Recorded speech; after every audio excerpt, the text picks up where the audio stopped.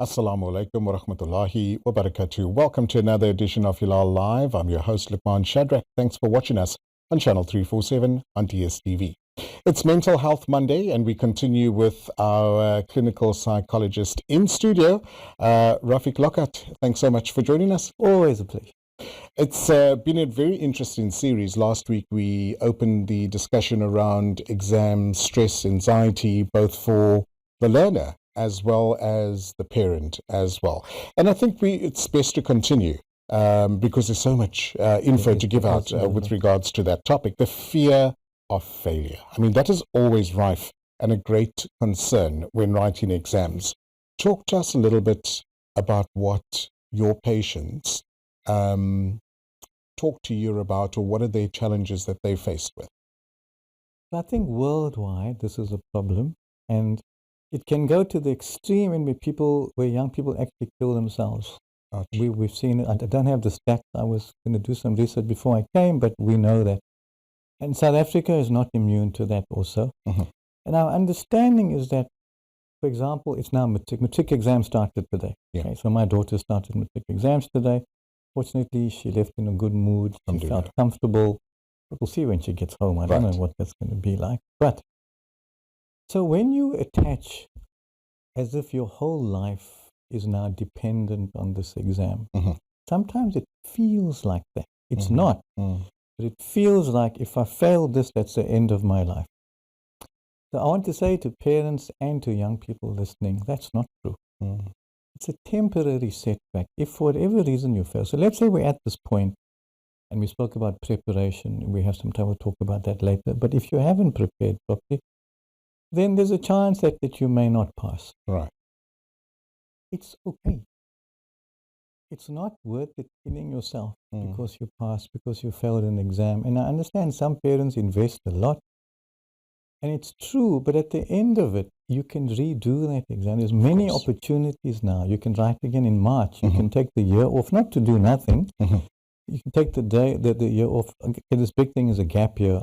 We never had gap years my year. Of course. But these days, people use gap years to do good things. Mm-hmm. They get a job. They earn some money. They learn new skills. And then when they write the exam next year, they're far more prepared. Of course. So final point on this is that this fear of failure is usually fueled by some bad thing that's going to happen. Mm. And in the brain, that bad thing appears to be permanent. Mm-hmm. Mm. It is not. Mm. It's amazing how our brain manifests that as this is now your new world or your new existence. Or the end of my life. There we go. Because I failed matric, that's it. Mm. There are millions of people who failed matric and came back and did more wonderful things. Absolutely. So it sounds like a cliche, but failure is not the end of the world. You'll find something else to do, and you'll look back and think, okay, why did I fail? Mm-hmm. Let's have a look at that. Maybe I didn't plan for it. Maybe I was like too relaxed. I should have heeded the warnings. I should have planned better. It's okay. You come back a better person. Inshallah.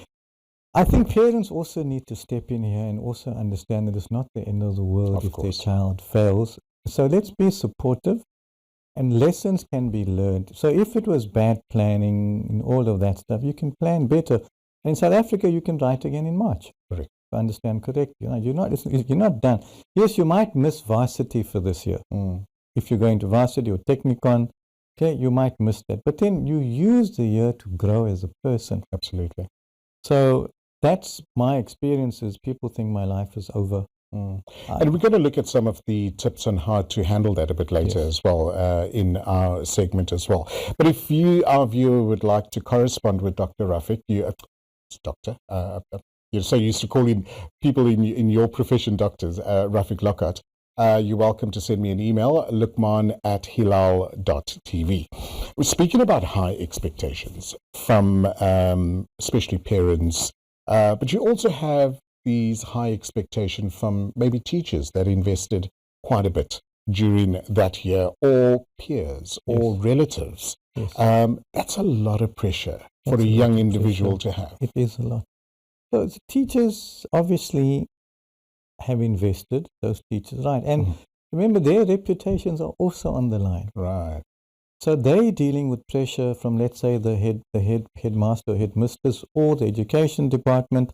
So there's a whole lot of pressure where results mean everything. Yeah. So a teacher, if I'm a teacher, and everybody in my class fails, what does that say about me as a teacher? Correct. Yeah. Like I'm dangling by a hook there. I'm going to get in a lot of trouble. Especially these days, teachers are going through a lot. Correct. Right. Especially jobs on the line and correct. Yeah. So I'm going to get hauled over the coals. Your class failed. You're such a high failure rate. We're not going to go into the reasons that happen, but then understand the pressure the teacher is under to ensure that everybody in his or her class passes. So you're putting pressure on your learners to pass, maybe beyond what they're capable of, without the necessary resources, perhaps, without enough preparation. So you must pass. Because if you pass, I look good. If you fail, I look bad and I'm in trouble. Then there's, of course, the principal. The school's reputation is on the line. And, in the papers, in January, there's going to be all the lists of the top schools who've got 100% passes, the schools that got less than that, and then the schools that didn't do so well. Correct. So all of that is going to come into the newspaper, which means that the principal then has to take the heat. And, so often there's an individual that's going to be held responsible, not perhaps that the school didn't have resources, there weren't enough teachers, there's overcrowded classrooms. So all of that doesn't factor in the ending. What matters is there's the school, the top 20 schools, and you in the bottom 20. Gotcha. So everybody is putting pressure on the last person, is the end user, which is the student. Yep. There's something else also where there's quite a bit of pressure being put on people studying to be perfect, to do everything perfect.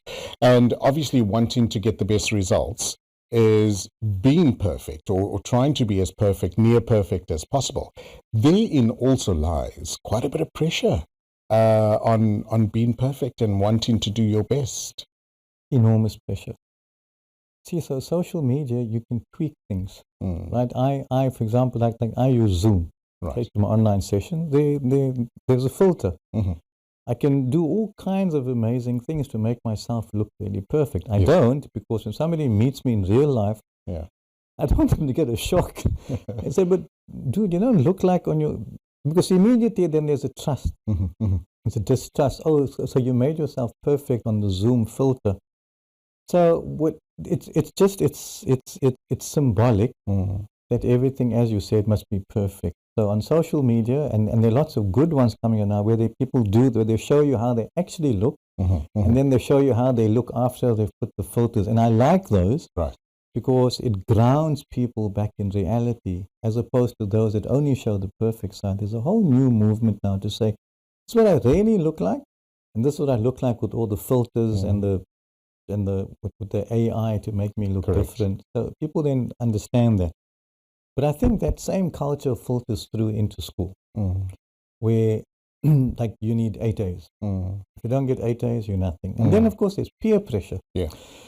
So sometimes there's competition between friends. Or family members, for that matter. Family members, unfortunately, there's competition between cousins and grandchildren and all of that kind of stuff. Not always, but a lot of families do have that. It's just how it is. Human nature. You want your child to do best and the other one. And so there's this there's healthy competition where you help each other to do better. And there's unhealthy competition where you want the other person to actually to do badly. As opposed to, well, let's all do well together. No, it's like, I want to do the best and I'll do whatever I can to myself. I'll say bad things to you. I'll be mean to you. I'll be negative towards you in the hope that I damage your self-esteem and that I get better. That's not healthy. If everybody's helping each other, and usually friends can do, let's all study together, let's work together, let's all pass as best we can, that's healthy. That's healthy competition. Okay. After the break, we chat a bit more to Rafiq Lockhat around exam stress, anxiety for both learners and parents. We're all in this boat together. We want our matrics to do the very best, the level best. And I heard a very lovely comment about let's make our matrics the VIPs for the next month and encourage them to do their level best. After the break, we continue our discussion with Rafiq Lockhat. Assalamu alaikum. Welcome back to Hilaal Live. Thanks for watching us on Channel 347. We continue in our discussion with Rafiq Lockhat around exam stress, exam anxiety, both for the learner and for the parent as well. Rafiq, jazakallah so much for coming into studio once again, giving us valuable advice with regards to this very, very important topic. Now, before the break, we spoke about a few topics as well, but one of the things that you touched on very briefly before the break is the lack of preparation that can exacerbate one's anxiety prior to just, writing your exam. So if you don't put in a timetable, we covered this before as well, but maybe just to go over it, a timetable, your adequate preparation, adequate sleep, diet, all of that. Maybe reiterate some of those important facts for us. Everybody has their own style of learning. That's true. You can't force people to learn a particular way. People have different styles. And people also understand their capacity for how much they can absorb. But there are some basic rules about what's the old stereotype? If you don't plan to fail, you'll fail to plan. There we go. Right, that's true. So I find that people leave it to the last minute. It seems to be a human thing. Now, you can get away with that in the lower years because the volume of work is not a lot. Yeah. That's where university students get into trouble. So, because firstly, the university year is not a year. You start in Feb, you kind of finish end of October or mid-November. So, and then you got a month off in July. So you actually only have like 7 or 8 months. And also, you don't have somebody to push and right. drive Now, in you. school, in many schools, the teachers are on your case. Test tomorrow, test tomorrow, test tomorrow. Don't forget, don't forget. When I went to varsity, nothing. Nobody said a word. So in fact, the first couple of tests I even missed because I didn't check the notice board. And because you're treated like an adult after being mollycoddled in school. So I still expected the lecturer to say, listen, don't forget there's a text next week. Nothing. It was your job to go and check on the notice board, and if you missed the test, you missed the test. So we kind of got smart, but sometimes too late. So the volume of work becomes too much. And it's like having a huge meal and thinking that if you starve yourself over, you can eat all this at once. You can't. You're going to leave things out. Sure. And then I spoke last week, then you panic, and so you start spotting. People know spotting means that you then select. Absolutely. The 6 essays, I think those 2 will come out. And maybe they will, and you'll do fine. But if they don't come out, you screw. Right. That's a 0 straight away there. The lack of planning, meaning I didn't leave enough time for me to plan. I left it late. I've only finished half the textbook I'm writing next week. So now you do panic learning. Right. Nobody can do proper learning under situations of panic. Think about if I stick a gun to your head and tell you to give a speech now. There's a gun to your head, but you need to give a speech. You can't think properly. Okay? Your brain isn't capable. So a certain amount of anxiety helps you to study. It starts you. But once you get to panic, oh my gosh, look at all this. Yeah, that's the end of it. Yeah. So very little is going to go in. And unfortunately, you then, the more you realize how late you've left it, the more you panic. The more you panic, the less you can learn. And along with that comes your diet and comes your sleep. Correct. Exercise to a large degree as well. We mentioned it last week. It's just a little bit of exercise just to get the blood flow going. Okay, try and get adequate sleep. Most people try to stay up all night. Cramming. That works for some people. It doesn't work for large people because really you just can't cram. It's like stuffing things into your brain, but you also panic. You're also tired. Nobody can study adequately. We spoke last week about smart studying. Yes. Versus, I suppose, dumb studying. That's a bad word, but it means smart studying means. But not adequately preparing. Is that you that you sit there for 3 hours and maybe 2.5 hours went in. That's cool. That's good stuff. Sitting there for 3 hours and only 20 minutes went in, okay, is a bad model. It means most of it, nothing went in. Absolutely. You were tired. You know, part of all of this as well, and I think when we don't deal with some of the past negatives, Yes. it sort of bites you. Yes. With your current situation, Right. and whether you're doing matric, whether you're doing university studies, whether you're a corporate individual who's now trying to further their individual studies as well. Yeah. And if you haven't dealt with that, Correct. is that still comes up in quite a few of your patients? So how the brain works is that, let's say in a previous exam you had a really bad experience, you went blank. Right. Okay, That's happened to me you already. couldn't panic, you couldn't remember anything. Okay. Now your brain will simply download that as an experience that happened. But because your brain works on patterns, the next time your brain goes, what happened last time? Let me check my files, finds the old thing, presses play. So your brain then thinks that's how you're supposed to react in the next exam. Now, there's no logic to that, but the part of the brain we're talking about is the part that doesn't have logic. That's called the reptilian brain. So there's your prefrontal brain here, your logic brain, and then the other part. So that part downloads the bad experience, right, where you went blank and you panicked, but it stays there as a file. So when you're sitting in the exam again, your brain goes, hey, wait, I've seen this before. What happened before? Let me find the file, press play, and then the whole experience comes up back again. Wow. And then your brain believes incorrectly that this is how you're supposed to respond in the exam. You meant to panic. Wow. Now, that can be treated, fortunately. Okay. So we talk about treatment now. So it's a treatment that I use called brain working recursive therapy, BWRT, and it worked. And many colleagues are trained in it in South Africa and overseas. And you can sort that out really quickly. It's basically you put in new software, you delete the old file, you put in a new file that helps you to cope better. And so for many people who've had bad experiences in the past, the brain comes into the exam room with that.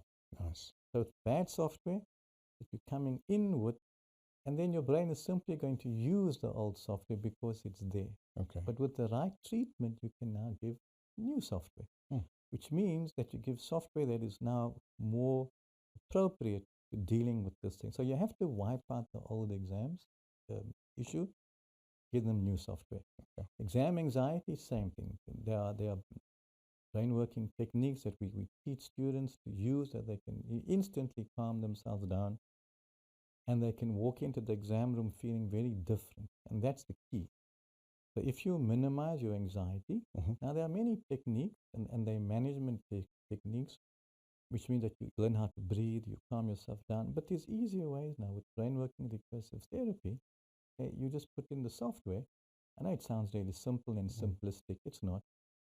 And that software completely then, you don't need to calm yourself down all the time. The software just kicks in automatically, and you're able to then handle the exam in a calm way. Okay. So the calmer you are, the more you can think. And so many students have learned these techniques about how to handle exam anxiety, previous traumatic events around exam. And we spoke last time about bad breakup just before an exam. Yes. Okay, we can help you with that. If it did happens, people pass away sometime before exams. These are all unplanned things. Right. And there is now like therapy to help you sort that out so that you can remain focused in the exam. So you don't get two tragedies. You lost this and you also failed exams. It's really hard often to focus if you've just had something bad, but with these therapies now available, you can actually do that to help people to remain focused, and then they can deal with whatever's happened later on. Because the exams at this point is the priority. Of course. But as we said earlier on, if it's not, it's okay. It's not the end of the world. You'll rewrite again in March. You rewrite next year. In the meantime, you use the year to do other very positive things for yourself. Correct. Yeah. I think it's wonderful advice. Thank you so much for sharing that, because I can imagine that a lot of people are doubting themselves during this time. I failed my first year at varsity. Really? Just by the way. Wow. Because I was not focused. So there we go. Living testament that you come from experience, with experience, and can give best advice as well. How do people get hold of you if they'd like to make contact Website with you? rafiqlockhat.com. Okay, simple enough. Thank you so much. Have a lovely evening. Thank you.